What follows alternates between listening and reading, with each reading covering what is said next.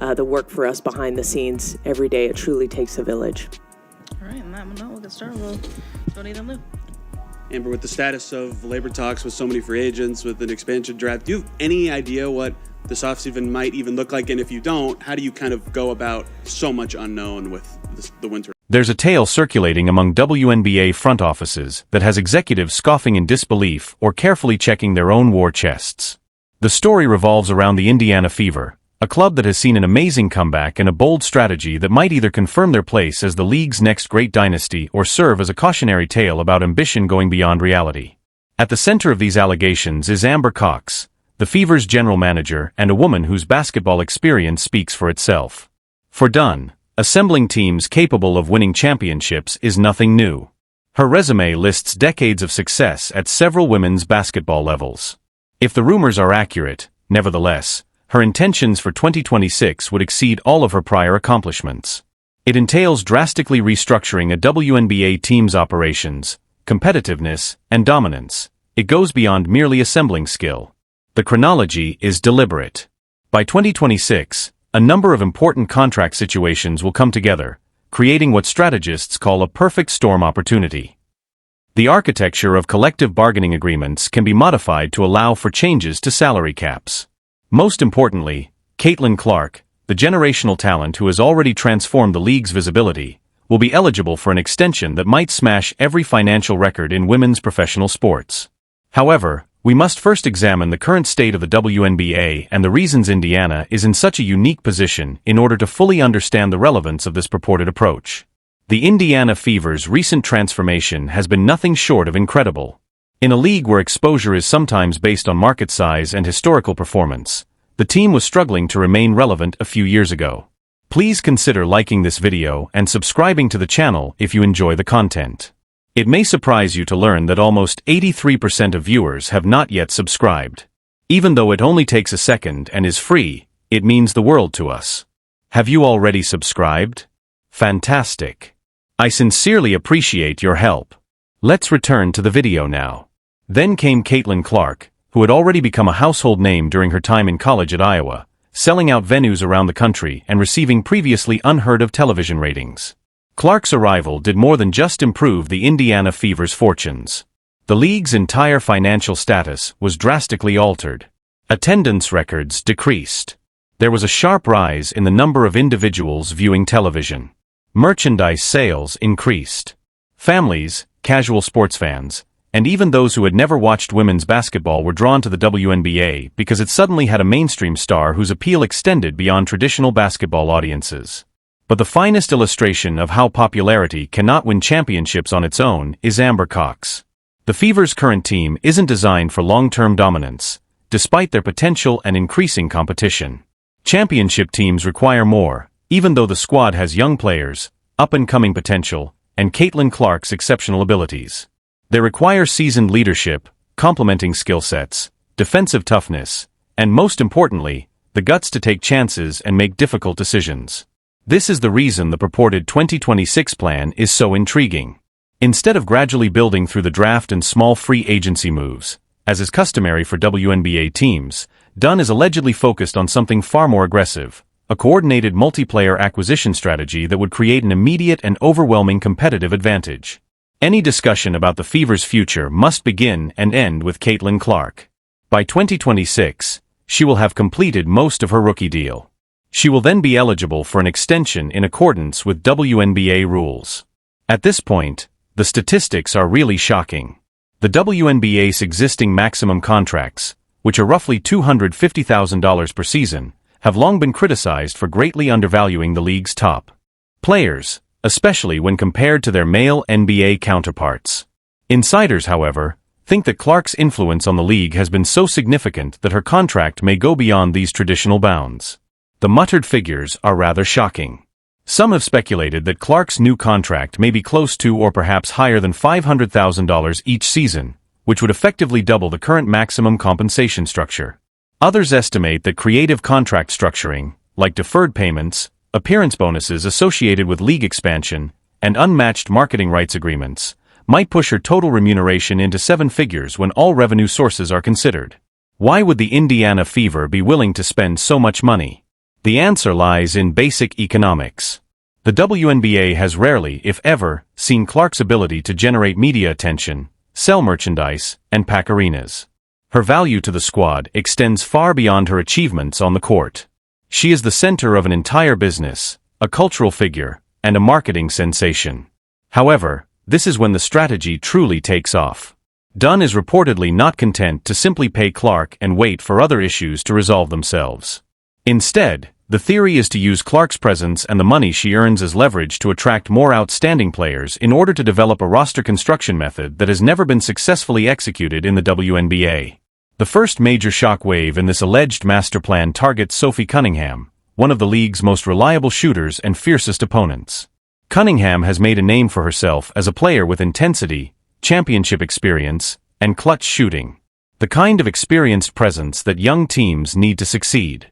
Targeting Cunningham would be more than just adding talent. There would be a direct challenge to the league's current order. A rival team stealing a key player sends a clear message.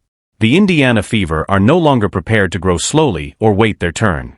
They are ready to win now, so they will outbid, outsmart, and outthink anyone who stands in their way.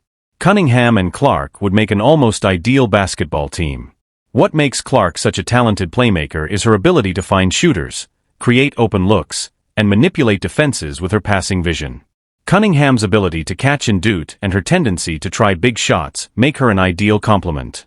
Beyond the X's and O's, Cunningham provides the Indiana Fever with a competitive advantage and perseverance that might foster a winning culture in the locker room. However, obtaining Cunningham would not be simple. She has a contract someplace, is respected by her present squad, and is likely happy with her situation. In order to entice her away, the Indiana Fever would have to either wait for her free agency and make an overwhelming cash offer or set up a sign-and-trade arrangement that would necessitate giving up assets. The purported financial genius comes into play at this point. If the Indiana Fever can work out a deal that pays Cunningham more than she currently makes, possibly more than she could make anywhere else in the league, the decision will be considerably simpler. Rumor has it that Cunningham's deal is worth between $175,200,000 a year. Big sum of money for a player who isn't often considered a superstar with a max contract despite his excellence. An offer like that would accomplish a number of objectives. It would ensure that Clark would receive the perfect complementing item. It would let other teams know that the Indiana Fever has different financial constraints than the rest of the league, in addition to showcasing the team's desire to spend for victory.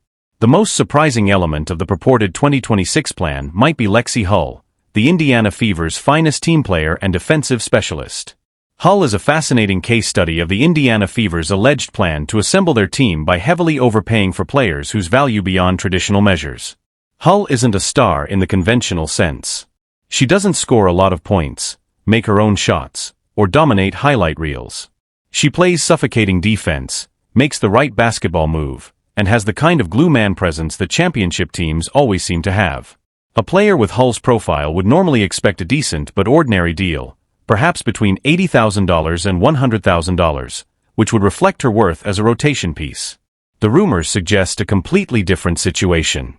The Indiana Fever are reportedly willing to offer Hull a contract worth over $150,000 annually, which would place her among the league's highest-paid role players and constitute a substantial premium above her market value. Why would the Indiana Fever behave in this manner? The response shows the level of sophistication of the alleged master plan. To begin with, it rewards loyalty. Maintaining the contentment of homegrown talent conveys a great message to the league and the squad as a whole. Hull has been with the team. Second, when the club has multiple players with an offensive mindset, it creates a defensive identity that will be crucial. Third, and perhaps most importantly, it demonstrates that the Indiana Fever value winning efforts regardless of how they show up in the box score. There is also a more deliberate element to this strategy. By signing Hull early and generously, the Indiana Fever would ensure squad stability and save one potential future negotiation. In a league where roster spots are limited and every decision matters, having a solid grasp of your core players provides substantial strategic advantages. But if the planned Hull purchase goes through, it would also serve another purpose. It would demonstrate the independence of the Indiana Fever to other players in the league. In an era where player empowerment is increasing and stars have more power than ever, establishing an image as a business that compensates its players, even role players, may be a significant recruiting benefit. This is where the purported plan becomes potentially revolutionary instead of just aspirational. The WNBA has a salary cap method to promote competitive balance. For the 2024 to 2034 season, the cap was set at about $1.46 million for each squad. With those restrictions, how could the Indiana Fever afford to give Clark $500,000? $150,000 for Hull and $175,000 and $200,000 for Cunningham, all the while bolstering the roster with competent guys? According to rumors among league insiders, the answer would require financial creativity that would push the boundaries of the current structure and potentially exploit weaknesses in upcoming talks for a collective bargaining deal. Rumor has it that one tactic is to exploit Clark's marketability to get big sponsorship deals that are formally connected to the club rather than individual players. The money from these deals might theoretically be used to create contracts that pay players more than their official WNBA salaries. Players often receive substantial off-court income that isn't subtracted from wage caps in other leagues and international basketball, establishing a precedent for this. For example, if the Indiana Fever could set up Clark to receive significant marketing bonuses, appearance fees, or money from brand relationships directly from franchise sponsors, it would virtually increase her total income as long as CAP compliance is maintained. Complicated legal and regulatory difficulties might arise from such agreements. The WNBA would need to approve any arrangement that seemed to be meant to circumvent cap restrictions. However, if Indiana's legal and financial departments could develop something that both technically complies with current standards and yields the desired outcome, it might set a new benchmark for how teams compensate their stars. The WNBA's small budget has historically limited such creativity. However, as the league's revenue rises, particularly with the new TV rights agreements and growing corporate sponsorship, there are greater opportunities for financial engineering. If the Indiana Fever could, for example, structure Clark's extension to include a substantial signing bonus paid outside of the usual wage structure or postpone important portions of the contract to years after 2026, the budget flexibility needed to